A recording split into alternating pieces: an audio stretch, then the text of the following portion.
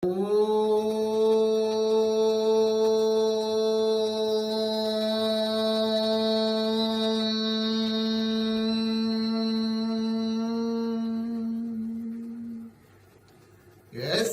భూమిః ప్రమాంతరిక్షముతో ధరం దివం యశ్చక్రే మూర్ధానం తస్మై జ్యేష్ఠాయ బ్రహ్మణే నమః. ఓం ఇంద్ర నామము పరమాత్మకు వర్తిస్తుంది. క్షుద్ర శక్తి గల మానవుడు కూడా క్షుద్రత్వాన్ని విడిచిపెట్టి పరమాత్మను శరణు పొందితే విఘ్నముల నుండి, సంకటముల నుండి, వివిధ కష్టముల నుండి భయమందక సురక్షితముగా తరించి వెళ్ళుదురు. దీని భావార్థం ఇంద్రనామంతో అదేనండి. అదే అదే అదే నేను ఒకసారి భావార్థం చదువుతా సార్. చదవండి సార్. ఇంద్రనామముతో వేదములలో ఎవని కీర్తిని గానమనర్చబడినదో అట్టి పరమేశ్వరుని దివ్య సామర్థ్యము బహుమూల్యమైనది. ఆయన సంరక్షణను పొంది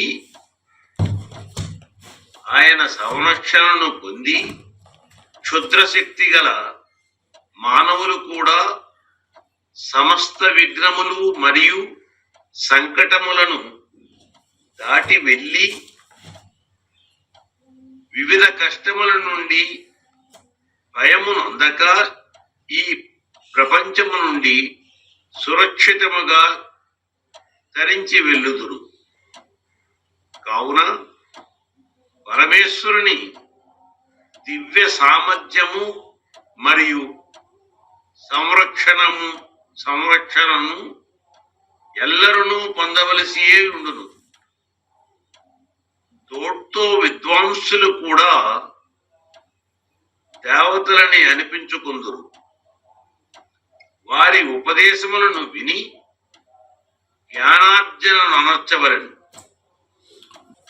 సన్యాసి గారు ఏమర్థమైంది?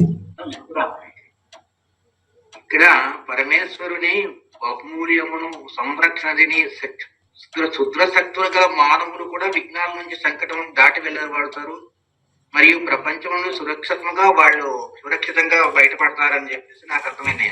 రైట్. ధాతుపాఠంలో ఇంద్ర అనే పదం ఎవరికి వర్తిస్తున్నదో చూడండి. మీరు అనుకునే ఇంద్రుడు అనే వ్యక్తి మీకు పురాణములలో కనబడతాడు. ఇంద్ర అనే నామము వేద ప్రమాణములతో చూస్తే పరమాత్మకే వర్తిస్తుంది. ఈ మంత్ర భాగంలో మనం తెలుసుకోవలసింది ఏమిటంటే, ఇంద్ర ఈ పదం కొత్తగా వచ్చింది. ఇంద్ర అంటే పౌరాణికులు ఈ పదానికి ఇంద్ర అనే పదమునకు ఒక వ్యక్తిని చూపించారు, ఇంద్రుడు అని.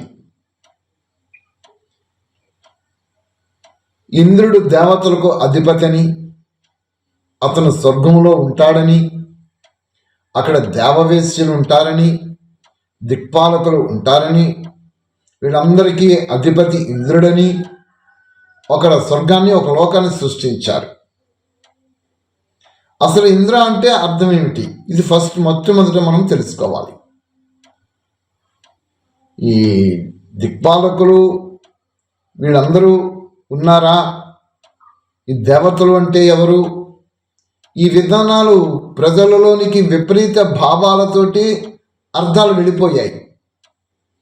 వేదంలో ఉండినటువంటి విధానం ఏదైతే ఉందో అది ప్రజలలోనికి వెళ్ళలేదు. వేదాలలోను విషయాలను చెప్తున్నాము, వేద జ్ఞానమే చెప్తున్నాము అని చెప్పి ఆ యొక్క వేదములో ఉండినటువంటి పదములకు, మంత్రాలకి అర్థాలు వారి భావనకు, వారికి తోచిన విధానంతో చెప్పుకుంటూ తీసుకొని వెళ్ళిపోయారే తప్ప ప్రమాణములతో వెళ్ళలేదు. ఇదే ప్రజలలోనూ నాటుకుపోయి ఉన్నది. ఇప్పుడు ఇంద్ర అంటే ఒక దేవతలకు అధిపతి అని, ఆయన ఒక స్వర్గంలోనే ఉంటాడని, అలాగే వరుణుడు, తర్వాత అగ్ని, ఈ దేవతలు ఎవరెవరైతే ఉన్నారో ఈ వాయుదేవుడు అని, వీళ్ళందరూ కూడా అక్కడే ఉంటారని, ఒక్కొక్కరికి ఒక్కొక్క పోర్ట్ఫోలియో ఉన్నదని చెప్పుకుంటూ ప్రజల్లోనికి వచ్చేస్తుంది. రూపాలు చిత్రీకరణ అయిపోయాయి. వాస్తవానికి ఇవేనా ఉన్నవా? వేద ప్రమాణములతో ఇవేమీ లేవు, ఈ రూపములు లేవు. మరి ఈ పేర్లు ఇవన్నీ పరమాత్మకే వర్తిస్తాయి. పరమాత్ముని యొక్క ఒక్కొక్క కర్తవ్యానికి ఒక్కొక్క నామం ఉన్నది. ఇవన్నీ కర్తవ్య నామములే. ఈ కర్తవ్య నామములు మనం తెలుసుకొని ఆ మూల స్వరూపుడైనటువంటి ఆ సర్వశక్తివాన్ అఖిలాండ కోటి బ్రహ్మాండ నాయకుడు పరమాత్మతో సంబంధం పెట్టుకోవాలి. ఆత్మ పరమాత్మ ఈ మధ్యన జరిగే నాటకమే ఇదంతా. ఇదంతా అర్థాలు తెలుసుకొని మూల స్వరూపంతో సంబంధం పెట్టుకుంటే అప్పుడు వాళ్ళు ధన్యులవుతారు. ఇంద్ర అంటే అర్థము వేదాల్లో చక్కగా కనబడుతుంది. ఒకటి ఐశ్వర్యము, రెండు విద్యుత్తు, మూడు మెరుపు, ఇంద్రియములకు అధిపతి ఆత్మ, ఇక ఫైనల్గా ఇంద్ర అంటే పరమాత్మ. అది ఈ ఇంద్ర అనే పదానికి ధాతుపాఠం ఏం చెప్తుంది అని చూస్తే, ధాతుపాఠంలో చాలా క్లియర్గా మీకు నేను బుక్ పంపించాను. ఆ బుక్లో ఉంటుంది, చూడండి ఒకసారి. ఇది పరమైశ్వర్యే అనే ధాతునకు పరమన రన్ ప్రత్యయం చేర్చినట్ల అయితే ఇంద్ర శబ్దం ఏర్పడుతుంది. యా ఇందతి పరమైశ్వర్యవాన్ భవతి స ఇంద్ర పరమేశ్వర. సమస్త ఐశ్వర్యాలు కలవాడవటం వల్ల పరమాత్ముడికి ఇంద్ర అని పేరు. మనకి వేద ప్రమాణం ధాతుపాఠ ప్రమాణం. ఇక్కడ ధాతుపాఠం అంటే శబ్దం ఏ విధంగా ఉత్పత్తి అవుతుంది, ఆ తాళు నుంచి ఆ శబ్దానికి అర్థం, పదముకి అర్థం ఏమై ఉన్నది, ఇదంతా అక్కడ ధాతుపాఠంలో చెప్తారు. ధాతుపాఠం దగ్గరికి వెళ్ళి చూస్తే ఇంద్ర అనే పదములకు ఈ విధంగా పరమ ఐశ్వర్యుడైనటువంటి ఆ పరమాత్మయే ఇంద్ర అనే నామానికి అక్కడ వర్తిస్తాది. మరి ఇంద్ర అనేటప్పటికి ఒక రాజుగా, ఇంద్రియములకు స్వర్గలోకానికి అధిపతిగా ఇంద్రుడు ఉన్నాడు, ఈ దిక్పాలకులు ఉన్నారు అనేది ఇవన్నీ పురాణాలలో కథలలో కనబడతాయి. కానీ వాస్తవానికి వేదం దగ్గరికి వచ్చి చూస్తే, జ్ఞానం దగ్గరికి వచ్చి చూస్తే ఇంద్ర అంటే పరమాత్మ ఇది వర్తిస్తుంది. ఇక్కడ మీకు అందరికీ సంశయం నివృత్తి చేయడానికి కొంచెం ఇంద్ర అనే వివరం గురించి చెప్పడం జరిగినది. అదే చెప్పింది ఇక్కడ. ఇంద్ర నామముతో వేదములలో ఎవరిని కీర్తిని గానమనొచ్చబడినదో ఇక్కడ అర్థం చేసుకోవాలి ప్రేక్షక మహాశయులు. ఎవరు అయితే వీడియోను చూస్తున్నారో మీరందరికీ కూడా ఇంద్ర అంటే ఆ పరమేశ్వరుడే గుర్తుకు రావాలి. నిరాకార నిరంజన అవ్యక్త దివ్య మంగళ తేజస్వరూపమైనటువంటి పరమాత్మ గుర్తుకు రావాలి ఇంద్ర అంటే. వేదములలో ఇంద్ర అంటే పరమాత్మని గానం చేయాలి తప్ప పురాణాలలో మీకు చూపించినటువంటి ఒక ఇంద్రుడు ఉన్నాడు, ఆయనకు ఒక వజ్రాయుధం ఉన్నది, ఇవన్నీ కథల రూపంలో ఆ దేవతలను సంహరించాడు, ఇవన్నీ అక్కడ కనబడతాయి. అవి కథలవి పురాణాలు ఉంటాయి. కానీ వేద సాహిత్యం, వేదం అనేటువంటిది ఇక్కడికి వచ్చి చూస్తే ఇంద్ర అంటే పరమాత్మకు వర్తిస్తాది. ఇది గుర్తించండి. అయితే అట్టి పరమేశ్వరుని దివ్య సామర్థ్యము బహుమూల్యమైనటువంటిది, అద్భుతమైనటువంటి ఆయన యొక్క సామర్థ్యం అనంతం. ఓజోన్మయి దేహి, ఓ అనంతమైన సామర్థ్యము కలిగినటువంటి వాడా ఓ పరమేశ్వరా, ఆ యొక్క సామర్థ్య శక్తి నాకు అనుగ్రహించి ప్రసాదించదువుగాక అని వేదమంత్రం చెప్తారు. అని మనం అర్థించాలి. ఈశ్వరా నాకు సామర్థ్యాన్ని ప్రసాదించు. తేజోంసి తేజోన్మై దేహి. హే ఈశ్వరా, ఆ తేజస్సు అంటే అక్కడ ప్రకాశం అంటే జ్ఞానం అన్నమాట. ఆ జ్ఞానశక్తి నాకు అనుగ్రహించి ప్రసాదించు ప్రభు. పరమాత్మను మనం ఆ విధంగా మన యొక్క ప్రార్థనలో మన విన్నపమును తెలియచేయాలి. నిర్దిష్టంగా మనకు అవగాహన కలిగి ఉండాలి. ఏది కావాలో అది ఆయన అడుగుతుండి అడుగుతున్నంత మాత్రం మనకు వచ్చేస్తుందా అంటే ఇక్కడ మళ్ళీ మార్చుకోవాలి. ఏదైతే మనం ఆయన గారిని పరమేశ్వరుని అడుగుతున్నామో అడిగిన దాని ప్రకారంగా మన నడవడికను మార్చుకోవాలి. మన నడవడిక మార్చుకోకుండా అంటే మన కర్మలను మార్చుకోకుండా కేవలం అడుగుతుంటే ఇది అలవాటైపోతుంది. ఇది అలవాటైపోయి నేను రోజు ప్రార్థన చేస్తున్నానండి అంటే ప్రార్థనలాగా ఉంటుంది, నీ నడవడికలాగా ఉంటుంది, ఏం మార్పు జరగదు. బరువు మోసినట్టుగానే అంతే, ఆ బరువు మోసుకోవడమే. మరి మార్పు జరగాలంటే పరమేశ్వరుని ఏమైతే మనం గానం చేస్తున్నామో మంత్రపూర్వకముగా దాని అర్థం తెలుసుకొని ఆ అర్థ సహితంగా మన జీవన విధానం మార్చుకుంటే అప్పుడు మంత్రం సిద్ధిస్తుంది, లేకపోతే సిద్ధించదు. అంతే, అదంతే. మనం ఇంతే ఇలాగే సాగిపోతాం. ఇక్కడ ఎవని కీర్తిని గానం అనొచ్చనబడినదో అట్టి పరమేశ్వరుని దివ్య సామర్థ్యము బహుమూల్యమైనది. ఆయన సంరక్షణను పొంది అది ఆ పరమేశ్వరుని యొక్క సంరక్షణ పొందాలి సర్వత్రా. సర్వత్రా మనం సంధ్యావందనంలో చెప్పుకుంటున్నాం. ప్రాచీదిగగ్నిరధిపతి రసితో రక్షితాదిత్య ఇషవ తేభ్యోన్నమో అధిపతిభ్యోన్నమో రక్షితృభ్యోన్నమ ఇషభ్యోన్నమ ఏభ్యో అస్తు యో అస్మాన్ ద్వేష్టియం వయం ద్విష్మస్తంభోచం వేదద్మః. తూర్పు దిక్కు నుంచి జ్ఞానం ఆ యొక్క సూర్యప్రకాశం ఏ విధంగా అయితే ప్రసరింపబడుతున్నదో ఈశ్వరా తండ్రి నువ్వే ఆ తూర్పు దిక్కున రక్షకుడువై నాకు జ్ఞానమనే ప్రకాశాన్ని వర్షింపచేయించు. నాలో ఉన్నటువంటి ద్వేష భావము, నేను ఎవరిని ద్వేషిస్తున్నానో ఎవరు నన్ను ద్వేషిస్తున్నారో ఈ ద్వేషభావం నీకే సమర్పించేసేస్తాను. ఈ విధంగా మనం ఆయన సంరక్షకునిగా మనం నిలుపుకుంటున్నాం కదా. నిలుపుకుంటున్నప్పుడు ఏమన్నాము? నాలో ఉన్న ద్వేష భావాన్ని నీకు ఇస్తున్నాను అన్నాను. మరి ద్వేష భావాన్ని పరమేశ్వరుడికి ఇస్తున్నాను అన్నప్పుడు నాకు ఎవరి మీద ద్వేష భావం ఉన్నదో వారి మీద ద్వేష భావాన్ని నేను తీసివేయాలి. వస్తుంది నాకు ద్వేషం, వాళ్ళు చేసే పనుల మీద నాకు కోపతాపాలు వస్తాయి, ద్వేషం వస్తుంది. వచ్చినప్పుడు నేను ఏమడిగాను ఇక్కడ అంటే నా ద్వేషభావం నీకు ఇచ్చేస్తానని అన్నాను కదా ఇక్కడ. మరి ఆ ద్వేషభావం నీకు ఇచ్చేస్తానని అన్నప్పుడు ఈ వ్యక్తి మీద నాకు ఆ ద్వేషం వచ్చినప్పుడు ఆ ద్వేషాన్ని మళ్ళీ నేను ప్రదర్శిస్తే ఆయనకి ఏమి ఇచ్చినట్టు అయింది అక్కడ?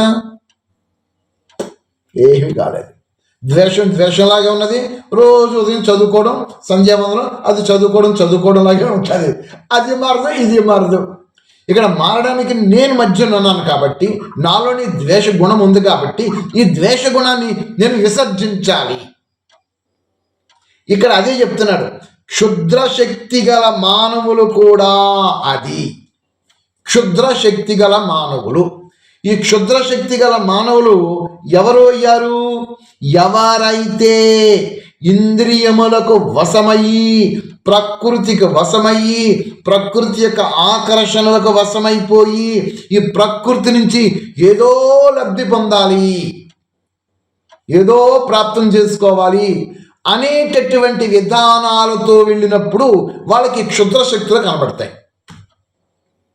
అంటే ఒకరికి చెడు చేయడమే, ఒకరిని పాడు చేయడమే క్షుద్రశక్తి, అంతమించి ఏమీ కాదు. అలాంటి క్షుద్రశక్తికి వెళ్ళడానికి వీడికి కారణం ఏమిటి అంటే వీడిలో అవిద్య, ఒక నిర్దిష్టమైన ప్రమాణము కానీ ఒక అవగాహన కానీ అసలు ఏమిటో వీడికి తెలియకుండా ఉంది. వీడెవడో వీడికి తెలియకుండా ఉంది. వీడెవడో వీడికి తెలియకుండా ఉన్నది. ఈ తెలియకుండా ఉండడానికి కారణము వీడిలో అవిద్య. ఆ అవిద్య అనేటటువంటిది అజ్ఞానమే కాబట్టి ఆ అజ్ఞానము ద్వారా వీడు లోపలికి చొచ్చుకుపోయి ఆ అజ్ఞానముతోటి ఈ ప్రకృతి యొక్క ఆకర్షణకు వశమైపోయి రకరకాల విధానాలు ఇంకా ఆచరించుకుంటూ పోతుంటుంటాడు. ధర్మభ్రష్టమైపోతాడు, కర్మభ్రష్టమైపోతాడు. వికర్మలోనికి కూరుకుపోతాడు.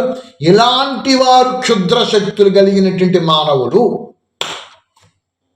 ఇలాంటి మానవులు కూడా తరిస్తారు. ఎప్పుడు తరిస్తారు? పరమాత్మని యథార్థ సత్యం తెలుసుకొని ఆయనకు శరణ పొంది ఆయన శరణ వేడుకొని ఆయనతోటి నిరంతరము ఉంటూ ఆయన గుణములను ఆయన కర్తవ్యములను కీర్తిస్తూ తన జీవన విధాన చరిత్రను మార్చుకోగలిగినప్పుడే వీడు మారతాడు. లేకపోతే మారడు. ఎవరి దాకా వద్దు. క్షుద్రశక్తులు కలిగిన మానవుడి గురించి కూడా వద్దు.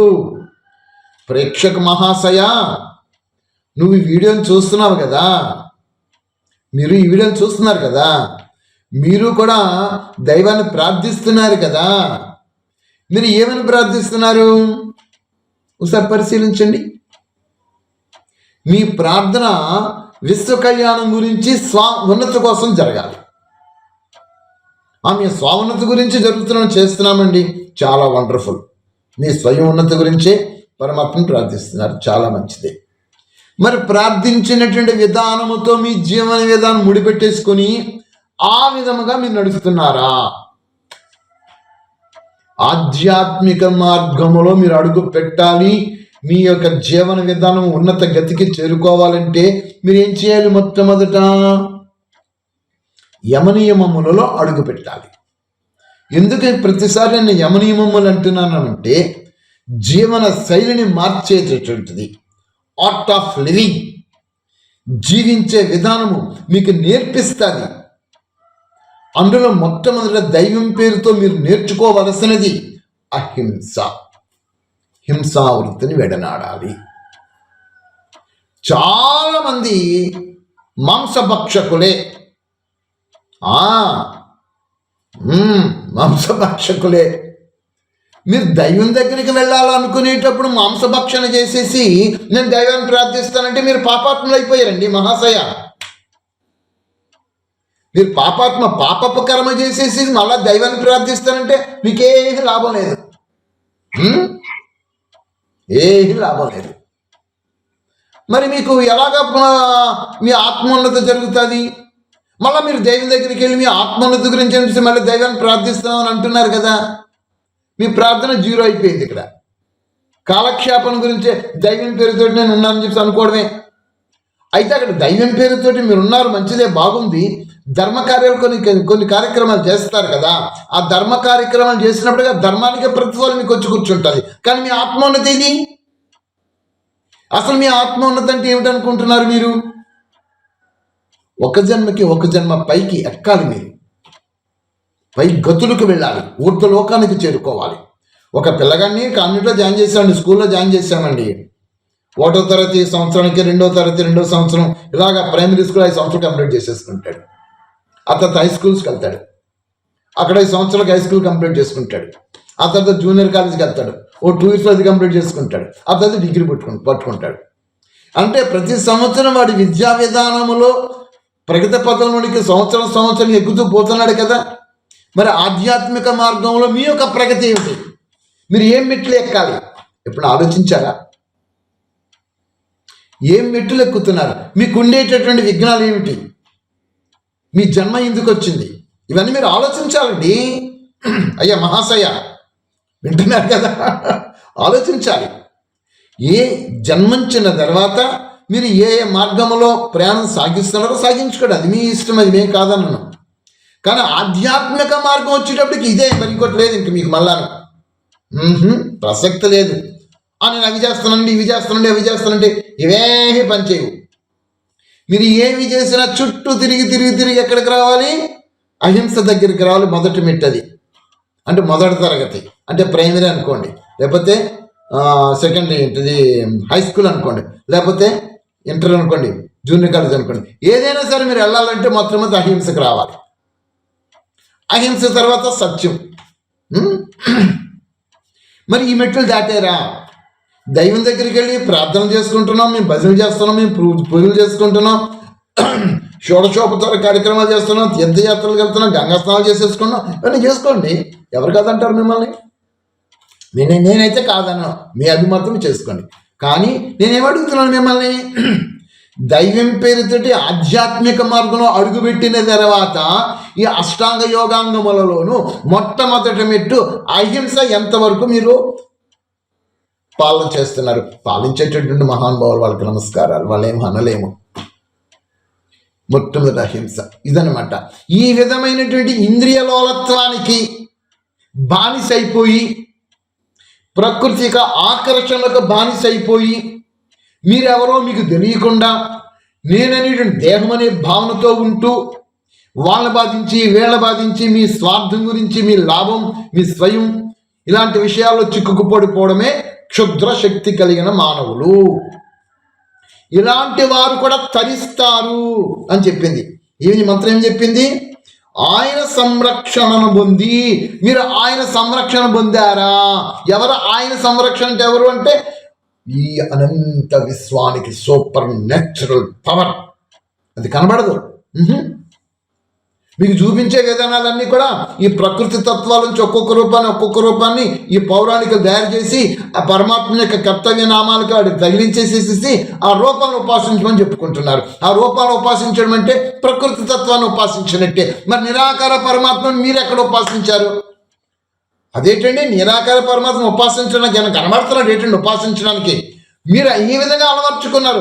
కనబడేటువంటి విధముగా మీరు చేసేటటువంటి విధానాలతో మీరు అలవర్చుకుని ఆ విధంగా చేసుకుంటూ మీరు చేస్తున్నారు. అది నిరాకార ఉపాసన కాదు. అది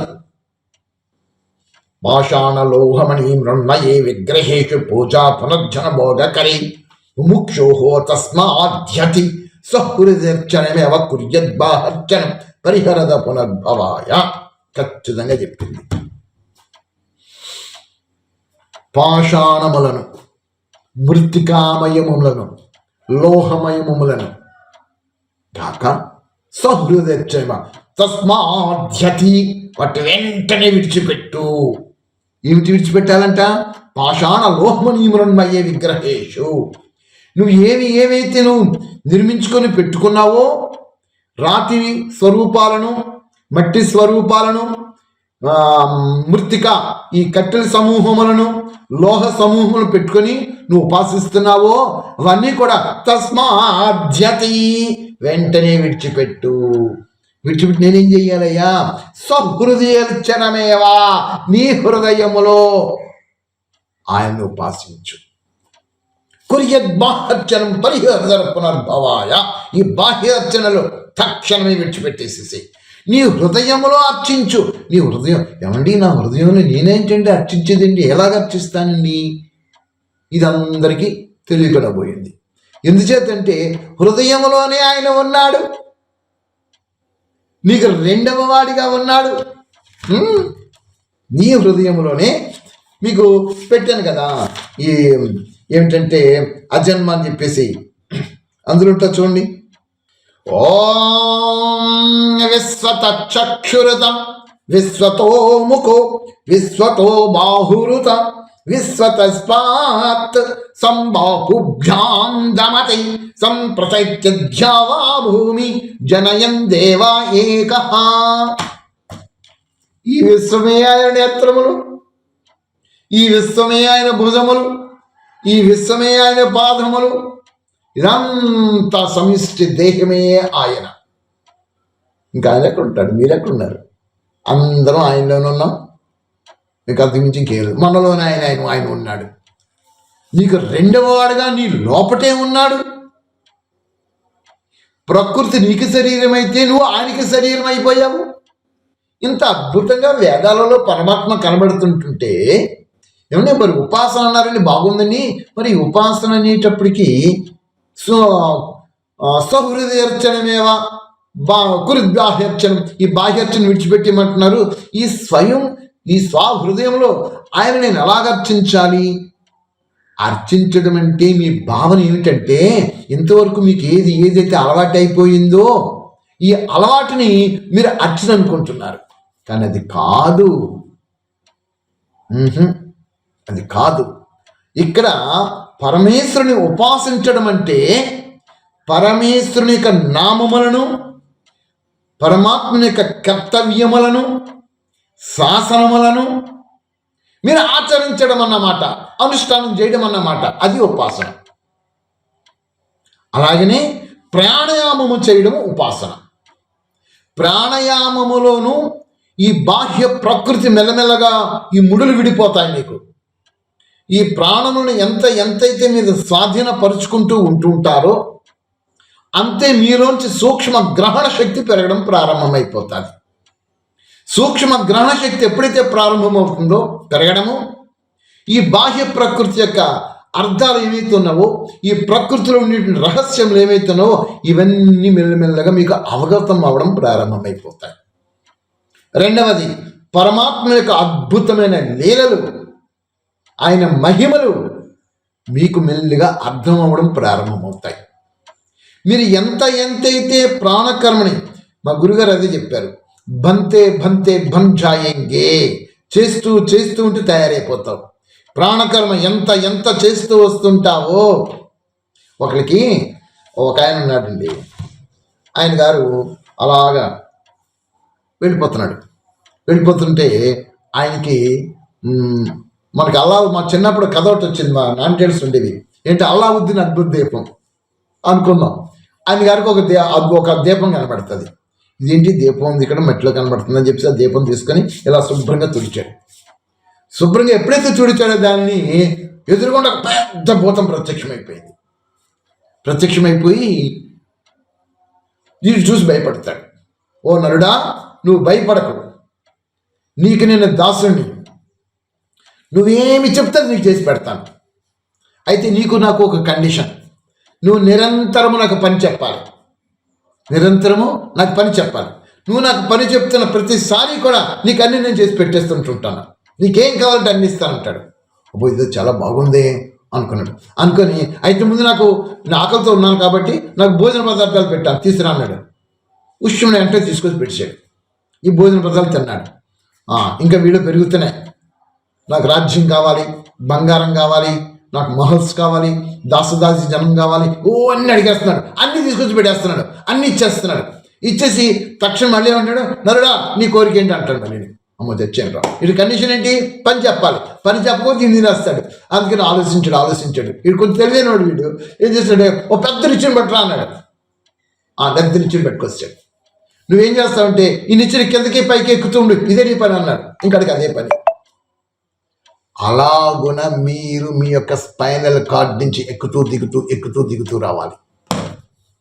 అదే మీ పని.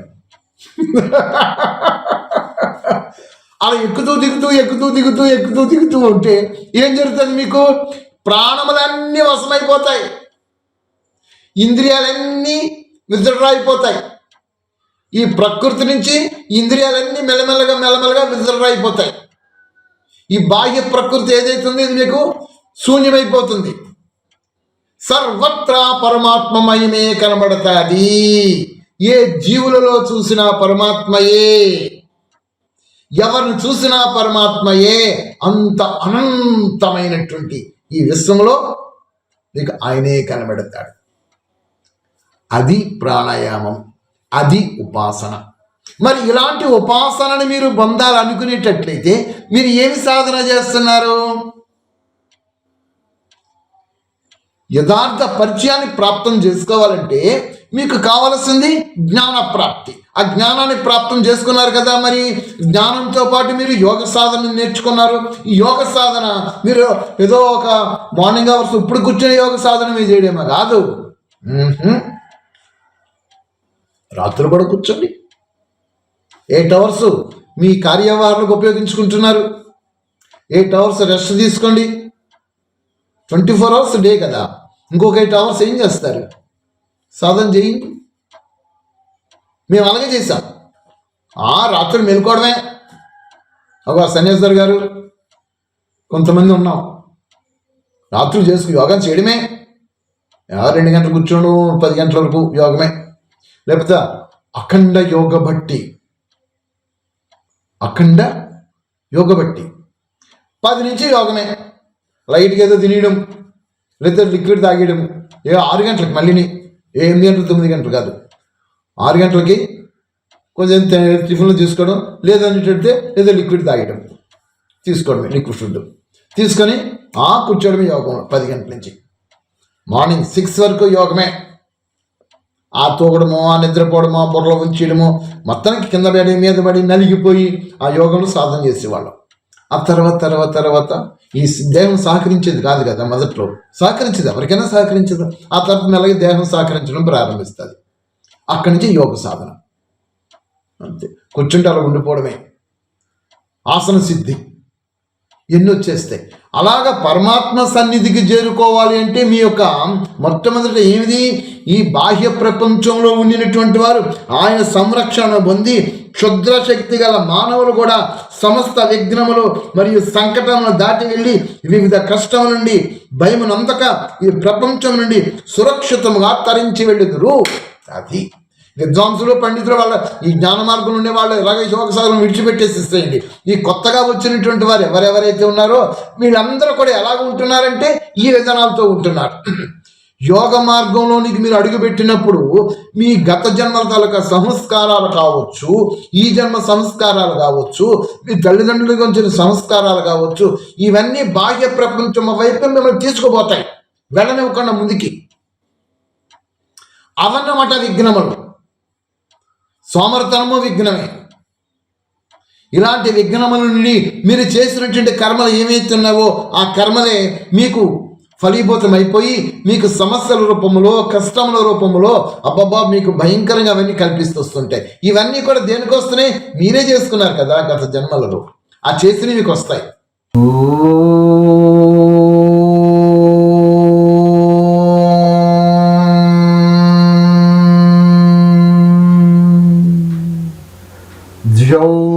शांति अंतरिक्षं शांति पृथिवी शांति आपः शांति ओषधयः शांति वनस्पतयः शान्तिः विश्वे देवाः शान्तिः ब्रह्म शान्तिः सर्वगं शान्तिः शान्तिरेव शान्तिः क्षमा शान्तिरेधि ॐ शान्ति शान्ति शान्ति।